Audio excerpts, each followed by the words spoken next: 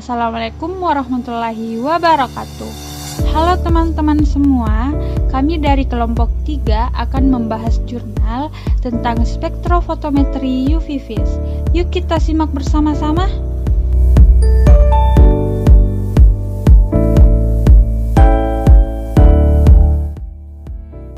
Kelompok 3 ingin menjelaskan mengenai spektrofotometri UV visible dengan judul Analysis of the Lead on Liptin Cosmetic on the Market Using UV vis Spectrophotometry Method, dengan arti analisis timbal pada kosmetik liptin yang beredar di pasaran menggunakan metode spektrofotometri UV visible.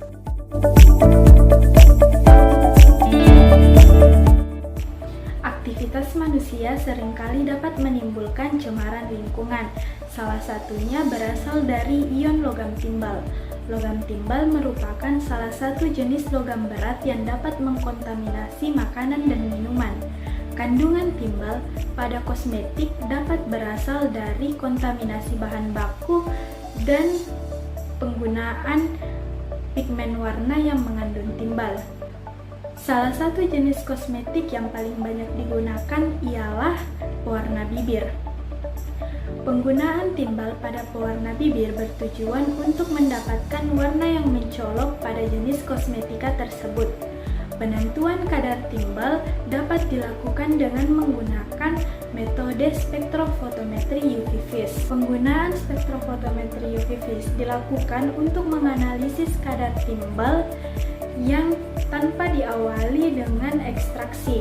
Metode ini dilakukan dengan penambahan alizarin sulfonat yang dapat membentuk senyawa kompleks dengan timbal. Metode spektrofotometri UV vis yang dilakukan terlebih dahulu dilakukan validasi metode sehingga hasil yang diperoleh dapat dipercaya.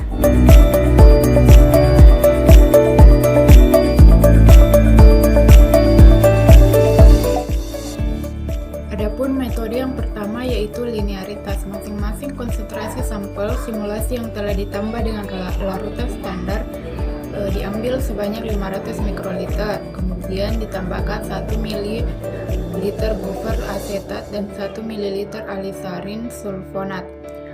Larutan tersebut didiamkan selama operating time-nya dan dibaca absorbansinya pada panjang gelombang maksimum sehingga diperoleh persamaan Y sama dengan Bx tambah A dan koefisien korelasi atau yang biasa disebut dengan R.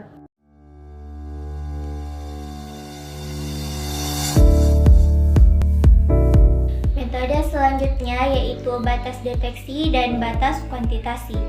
Batas deteksi adalah jumlah terkecil analit dalam sampel yang dapat dideteksi masih memberikan respon signifikan dibandingkan dengan blanko. Sedangkan batas kuantitasi menunjukkan kuantitas terkecil analit dalam sampel yang masih dapat memenuhi kriteria cermat dan seksama. Nah, untuk penentuan batas deteksi dan batas kuantitasi dilakukan dengan perhitungan statistik dari data linearitas. Rumus perhitungan batas deteksi adalah 3 dikali simpang baku residual dibagi slope atau yang disimbolkan dengan B. Sedangkan untuk batas kuantitasi dilakukan dengan menghitung 10 dikali simpang baku residual dibagi slope. Masing-masing konsentrasi sampel stimulasi yang telah ditambahkan dengan larutan standar Pb NO3 2 diambil sebanyak 500 mikroliter. Kemudian ditambahkan bulfur asetat pH 4 sebanyak 1 ml dan alizarin sulfonat 1 ml. Diamkan selama waktu operating time-nya. Masing-masing konsentrasi dibuat pengulangan sebanyak 3 kali. Absorbansi masing-masing konsentrasi dibaca pada panjang gelombang 493 Nm dan dihitung persen perolehan kembali atau persen recovery.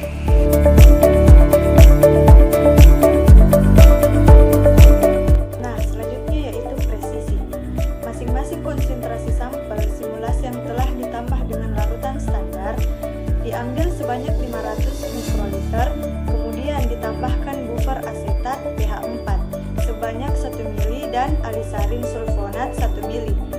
didiamkan selama operating time-nya, masing-masing konsentrasi dilakukan 3 kali pengulangan dan diperiksa masing-masing 6 kali. Keterulangan metode analisis dinyatakan sebagai standar divisi atau SD dan koefisien variasi atau MAVE. Pengukuran kadar PB2 pada sampel leptin.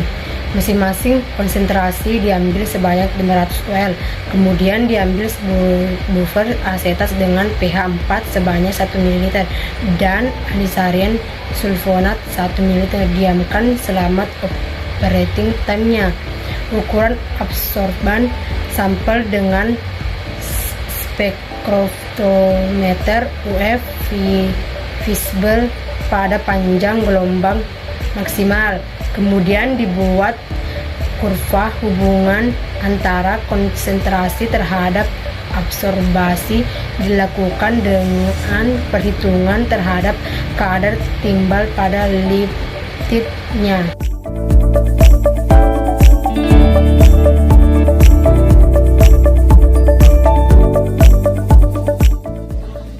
Linearitas dilakukan dengan membuat sampel simulasi metode penambahan standar dari larutan standar timbal nitrat sehingga menghasilkan konsentrasi pada rentang 200 hingga 700 ppm. Uji linearitas dilakukan untuk melihat mengetahui kemampuan standar dalam mendeteksi analit yang ada pada sampel. Respon analit ini akan berbanding lurus dengan konsentrasi. Berdasarkan hasil pengujian linearitas diperoleh persamaan garis regresi Y sama dengan 0,044X ditambah 0,1213 dengan koefisien korelasi yang dilambangkan dengan R yaitu 0,9916.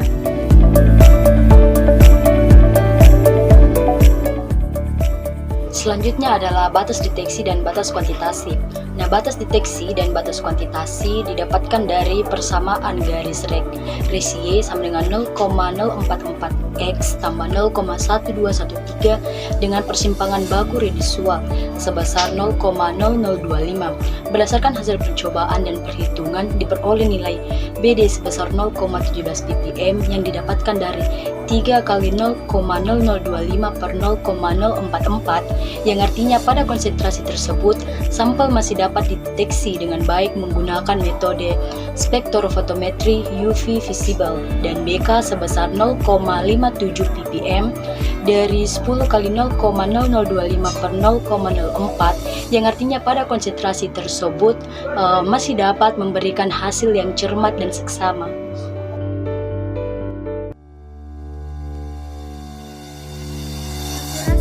Akurasi menunjukkan derajat kedekatan hasil analis dengan kadar analit yang sebenarnya. Akurasi dinyatakan sebagai persen perolehan kembali atau persen recovery, di mana untuk mendapatkan persen recovery digunakan rumus kadar terukur atau kadar sebenarnya dikali dengan 100%.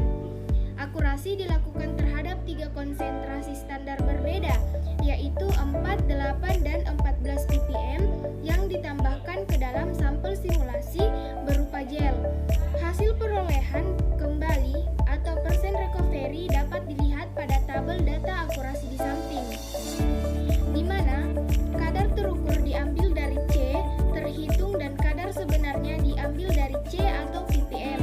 Maka hasil konsentrasi penambahan standar 4, 8, dan 14 ppm berturut-turut 97%, 93,8%, dan 98,6%. Selanjutnya, presisi.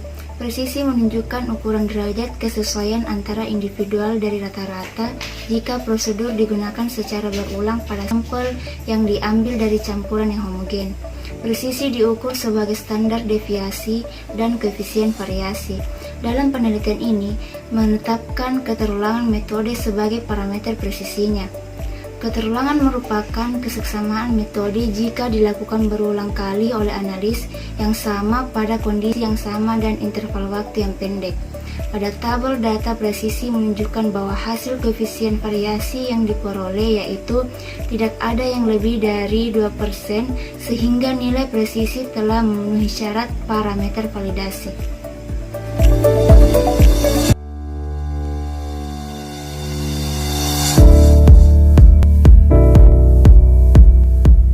Teman-teman, selanjutnya kita akan melakukan penetapan kadar timbal pada sampel liptin impor yang beredar di Kota Tasikmalaya.